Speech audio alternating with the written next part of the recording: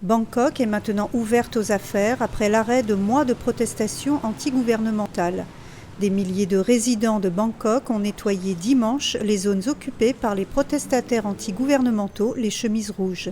On dénombre près de 54 personnes tuées et plus de 400 autres blessées au cours des derniers épisodes de violence qui ont débuté le 14 mai dernier.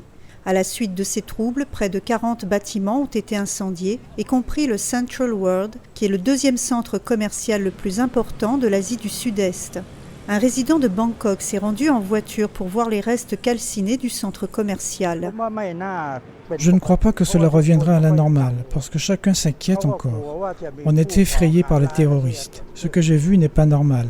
Les gens n'osent pas sortir parce qu'ils sont effrayés par les bombes ou la possibilité d'une autre attaque. Les résidents affirment que cela prendra du temps avant que les choses reviennent à la normale. Je ne suis pas sûr parce que j'ai juste commencé à travailler aujourd'hui.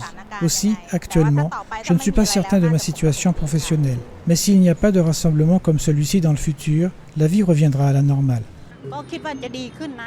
Cela prendra un peu de temps pour reconstruire à nouveau l'économie à la normale, après que tout ait été endommagé au cours de moments soudains, comme celui-ci.